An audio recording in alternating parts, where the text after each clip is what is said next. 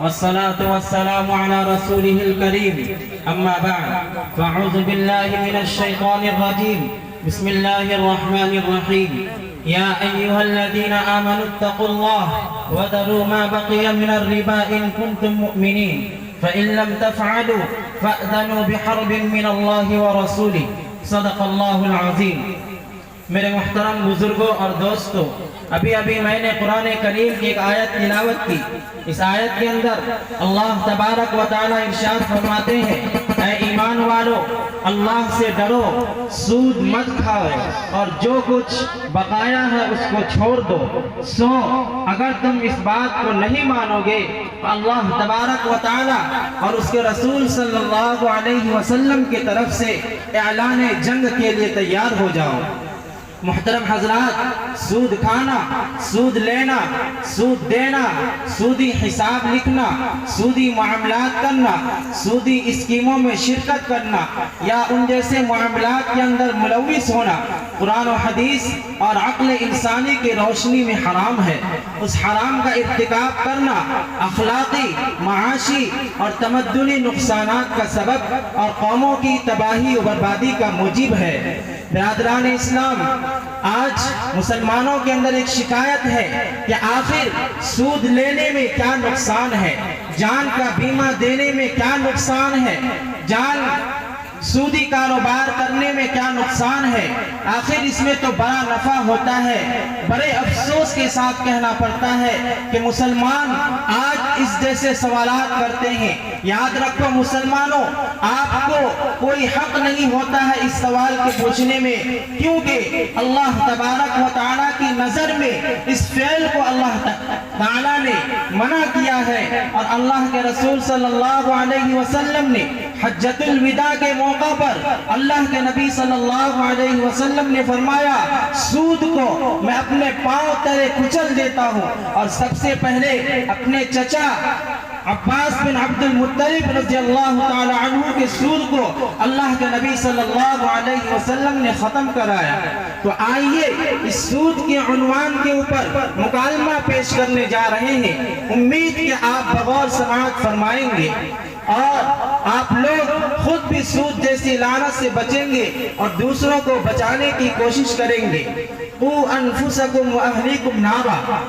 اس مکالمے کے کردار ادا کرنے والے تاجر محمود حقانی میاں صاحب، کاشتکار جاوید پٹیل صاحب، پروفیسر فرحان میاں صاحب، عام آدمی شاہنواز خان حذیفہ پٹھان صاحب، گاؤں کے امام مولوی دانش صاحب، ان سب کی ملاقات ایک چائے کے دکان پر ہوتی ہے۔ چائے نوشی کے دوران ہر کوئی ایک دوسرے کے احوال دریافت کرتے ہیں، جس میں ہر کوئی اپنا خیریت و احوال بیان کرتے ہیں، جسے گاؤں کے امام مولوی دانش صاحب بڑی غور سے ان کی باتوں کو سنتے ہیں، ان کے بعد اس پر اپنا دینی تبصرہ پیش کرتے ہیں۔ تو لیجئے سماعت فرمائیے۔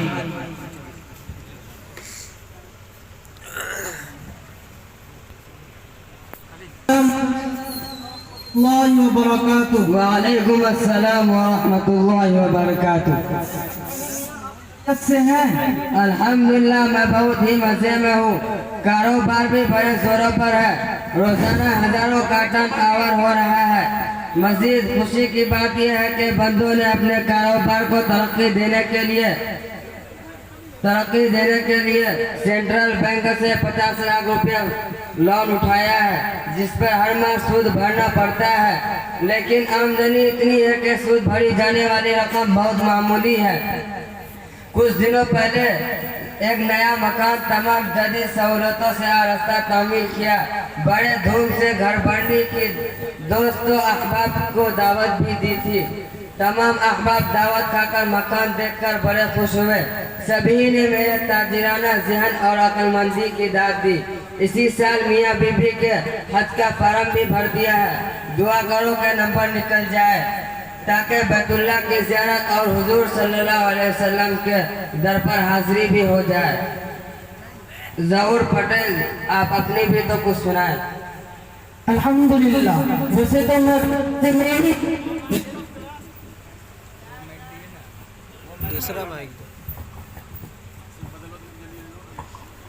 वैसे तो मैं भी मजे में ही हूँ, लेकिन इस साल कुछ परेशानी थी। खेत में धान मकई गेहूँ वगैरह लगाना था, जिसके लिए पानी की ज़रूरत है, लेकिन मेरे पास इतने पैसे नहीं हैं कि मैं अपने खेत को सैराब कर सकूं। अल्लाह ताला जज़ाए खैर दे शाहनवाज भाई को कि वो ऐन वक्त पर मेरे काम आ गए और 20,000 रुपये मशीन के लिए 10 रुपये सैकड़ा महीना सूद के हिसाब से देकर मुझे नवाजा।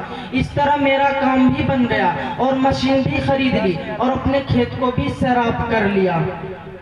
अब दुआ करो कि अल्लाह ताला उस फसल को आपस से बचाए ताकि सूदी कर्ज भी अदा हो जाए और बाकी रकम से ईद बारात और बच्चों के शादी ब्याह और कपड़े लत्ते दीगर जरूरतें भी पूरी हो जाए।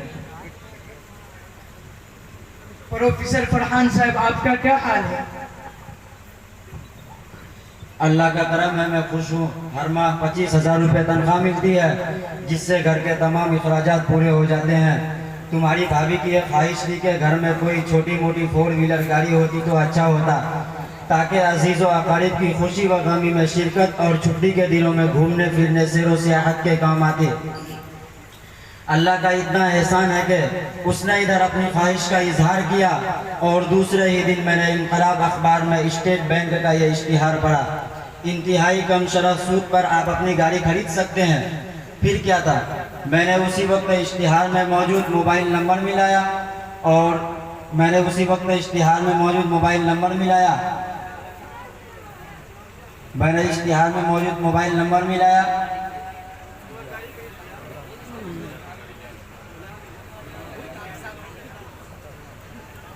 बराह रास्त राबता के साथ ज़रूरी कागजात तैयार किए और अल्हम्दुलिल्लाह इसी माह की 1 तारीख को बिल्कुल नई पेटी पैक फॉर्च्यूनर गाड़ी शोरूम से उठा ली।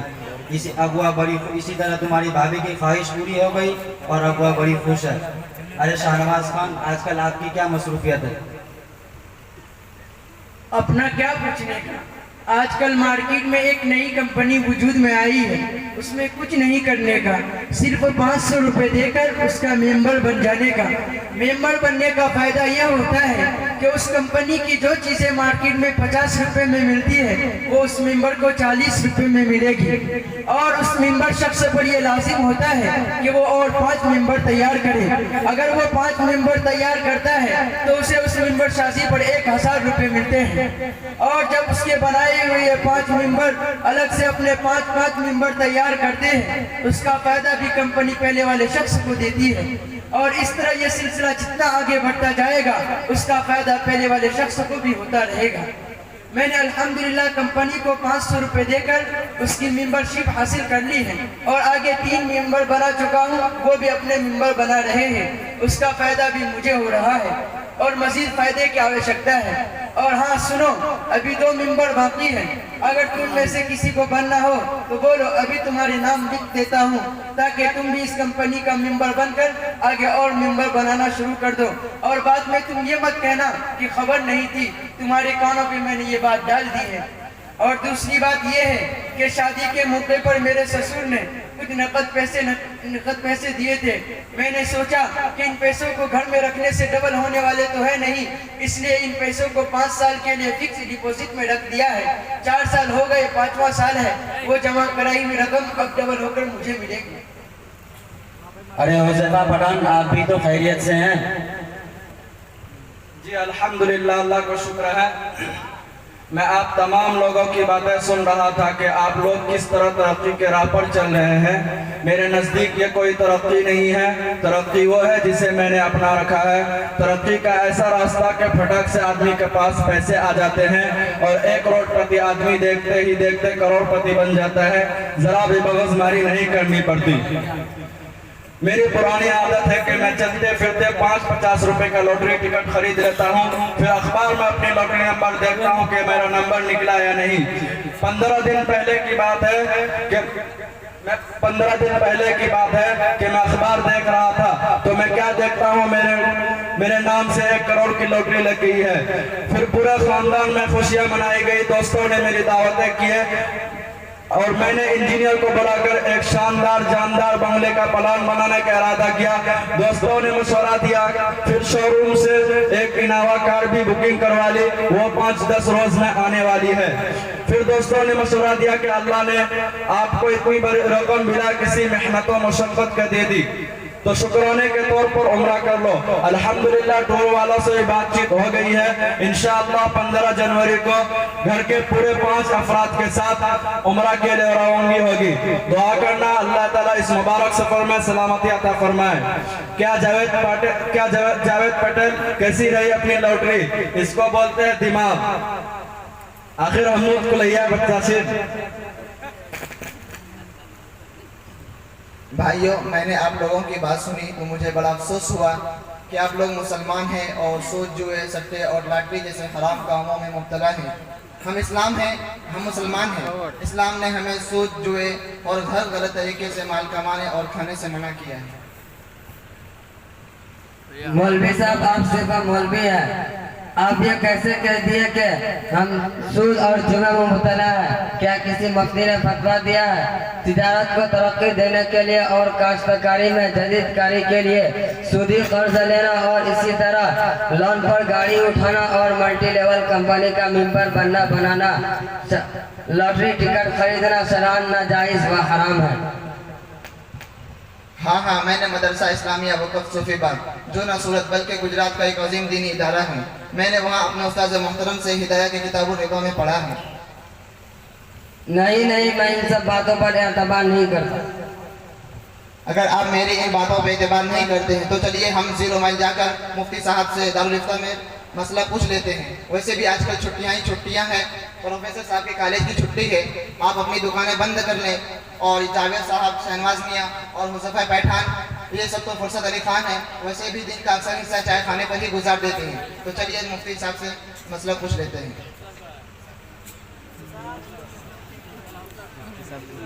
अस्सलामु अलैकुम व रहमतुल्लाहि व बरकातुहू।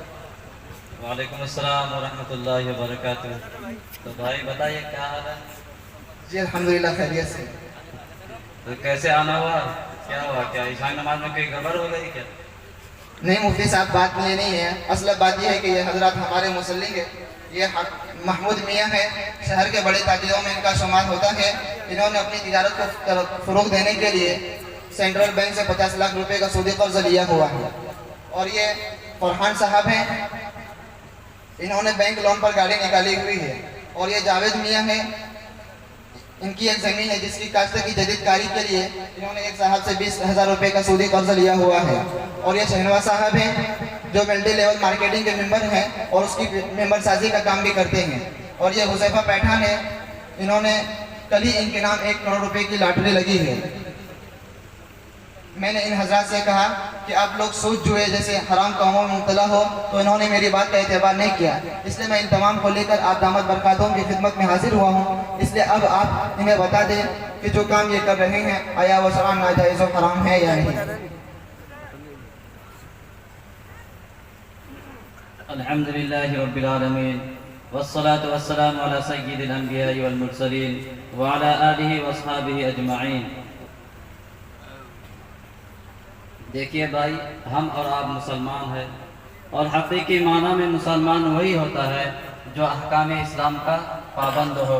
इसीलिए हर मुसलमान पर लाजिम है कि वो कोई भी काम करने से पहले वो ये जान ले कि शरीयत इस सिलसिले में क्या कहती है, आया वह काम जायज़ है या नाजायज़। जैसा कि फ़िक़्ह का क़ायदा है, ला यजूज़ु लिमुस्लिमिन अन यतसर्रफ़ औ यफ़अल फ़िअलन इल्ला बअद मारिफ़ति हुक्मिल्लाहि फ़ीह। आप हजरात को पहले ये जान लेना चाहिए कि हुक्म खुदाबंदी क्या है, लेकिन आप लोगों ने ऐसा नहीं किया और गुनहगार हुए। क्योंकि सूद यानी असल कर्ज पर ज्यादती या बिना मुआवजे माल पर ज्यादती, हाँ थोड़ा हो या ज्यादा, اور جوا یعنی ملک کو خطرے پر معلق کرنا، اس صورت میں کہ دونوں جانب میں مال ہو، شراب ناجائز و حرام ہے، جیسا کہ اللہ رب العزت کا فرمان ہے احل اللہ البیع وحرم الربا، اللہ پاک نے خرید و فروخت کو حلال کیا ہے اور سود کو حرام قرار دیا ہے۔ یا ایھا الذین آمنوا لا تأکلوا الربا اضعافا مضاعفا، اے ایمان والو سود بڑھا چڑھا کر مت کھاؤ۔ یا ایھا الذین آمنوا اتقوا اللہ وذروا ما بقی من الربا ان کنتم مؤمنین فإن لم تفعلوا فأذنوا بحرب من اللہ ورسولہ، اے ایمان والو اللہ سے ڈرو، اگر تم ایمان رکھتے ہو تو جتنا سود باقی رہ گیا ہے اس کو چھوڑ دو، پھر اگر ایسا نہ کرو تو پھر اللہ اور اس کے رسول سے جنگ کرنے کے لیے تیار ہو جاؤ۔ تیسری جگہ ارشاد فرمایا یمحق اللہ الربا ویربی الصدقات واللہ لا یحب کل کفار اثیم، مٹا دیتا ہے اللہ صدقات کو، مٹا دیتا ہے اللہ سود کو اور بڑھا دیتا ہے اللہ صدقات کو۔ اس آیت میں سود اور صدقہ کا موازنہ ہے کہ سود میں برائے نام برکت و خیر نظر نہیں آئے گی، لیکن صدقات کا اجر بے حساب ملے گا، اور اس کا ظہور دنیا میں کسی نہ کسی حد تک ہوتا ہی رہتا ہے۔ اور نیز جوئے کے متعلق ارشاد ربانی ہے یا ایھا الذین آمنوا انما الخمر والمیسر والانصاب والازلام رجس من عمل الشیطان فاجتنبوه لعلکم تفلحون، اے ایمان والو شراب، جوا، بت اور پانسے تو بس نری گندی باتیں ہیں شیطان کے کاموں میں سے، سو اس سے بچے رہو تاکہ فلاح پاؤ۔ یہ سود اور جوے کی حرمت سے متعلق صاف اور صریح قرآنی آیات تھی۔ اب آئیے ذرا آقا پیارے محمد رسول اللہ صلی اللہ علیہ وسلم کے ارشادات کو بھی سن لیجئے۔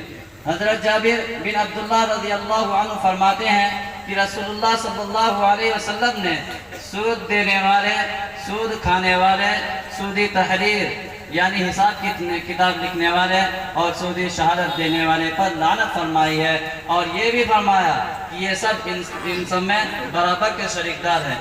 حضرت عبداللہ بن مسعود رضی اللہ عنہ فرماتے ہیں کہ سود کے بعد 73 قسم کے ہیں، ان میں سے سب سے کم تر قسم ایسی ہے جیسے کوئی اپنی ماں کے ساتھ زنا کرے۔ حضرت عمر بن عاص رضی اللہ عنہ فرماتے ہیں کہ میں نے رسول اللہ صلی اللہ علیہ وسلم کو ارشاد فرماتے ہوئے سنا کہ جس قوم میں رشوت عام ہو جائے وہ قوم یقیناً تحت سالی میں گرفتار ہو جاتی ہے، اور جس قوم میں سود عام ہو جائے وہ مرعوبیت میں مبتلا ہو جاتی ہے۔ اب تک تو آپ قرآن و حدیث کی روشنی میں سود اور جوئے کی حرمت سن رہے تھے، اب آئیے ذرا عقل کی روشنی میں بھی سود اور جوئے کی حرمت کو سمجھ لیں۔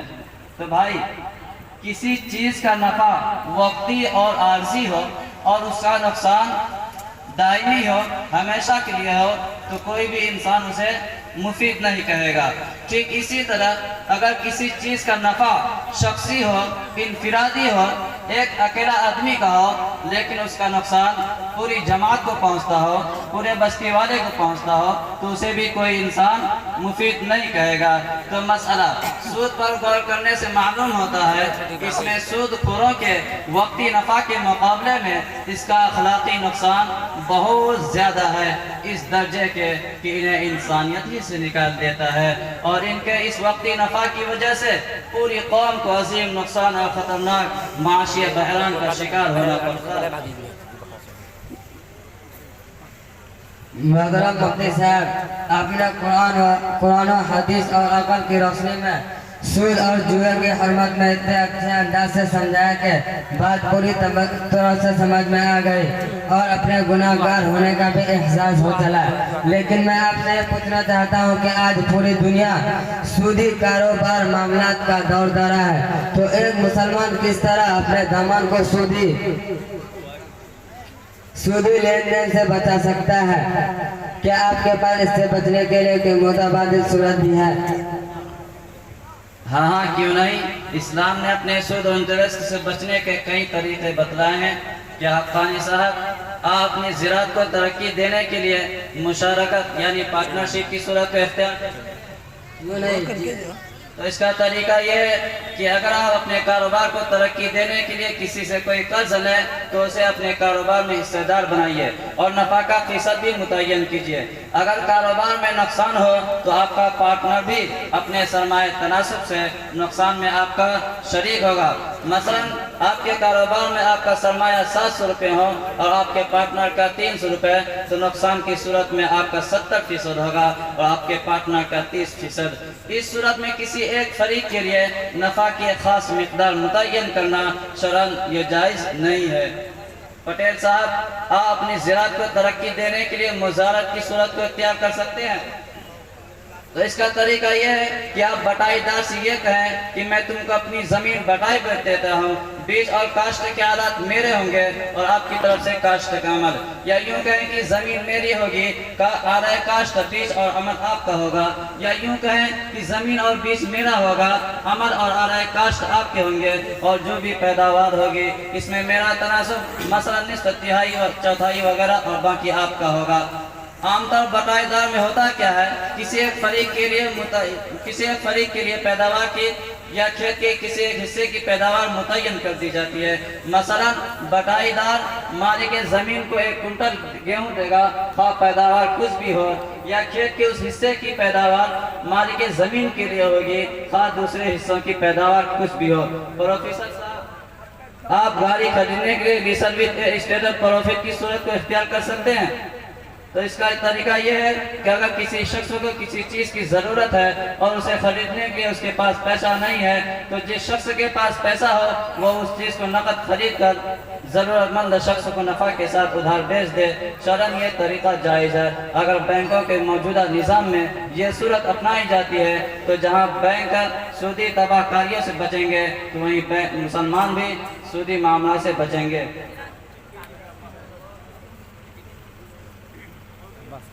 خان صاحب، ملٹی لیول کمپنی ممبر سازی پر آپ کو جو کمیشن دیتی ہے، یہ کمیشن صرف ان خریداروں تک محدود نہیں رہتا جن کو آپ نے خریدار بنایا، بلکہ آپ کے ذریعے سے بنے ہوئے خریدار اور ممبر جو بھی تیار ہوں گے ان کی خریداری پر بھی آپ کو کمیشن ملتا رہے گا اور مرحلہ وار یہ سلسلہ بہت آگے تک چلا جائے گا۔ جبکہ شریعت اسلامیہ نے سرمایہ سے منافع حاصل کرنے کا جو اصول رکھا ہے وہ یہ ہے کہ سرمایہ کے ساتھ محنت ہو، محض زر کے ساتھ زر حاصل نہ کیا جائے، اس لیے کہ زر سے زر حاصل کرنا غیر فطری عمل ہے۔ وہ اس طرح کے زر میں فطرتاً خود بخود بھرنے کی صلاحیت نہیں ہوتی ہے، اسی وجہ سے سود کو حرام قرار دیا گیا۔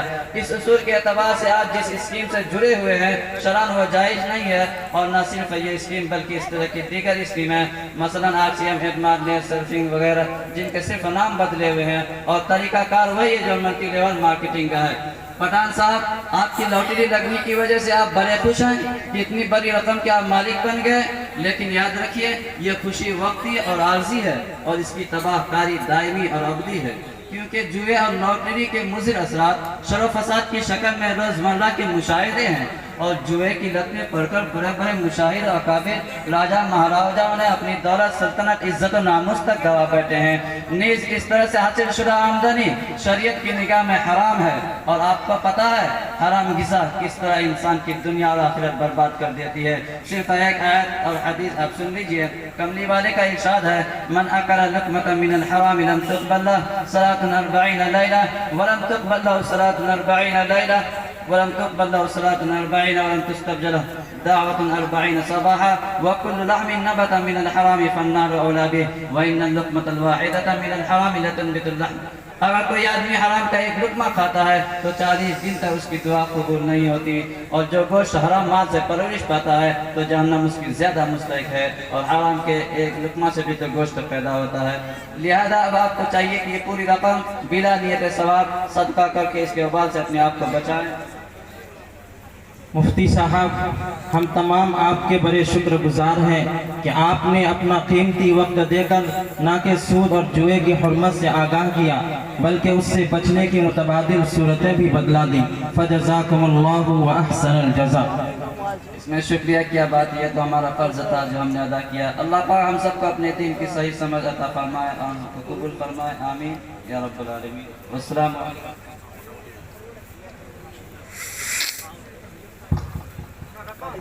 حضرات اللہ کے شکر ہے کہ آپ کا یہ پروگرام بہت ہی خوش اسلوبی کے ساتھ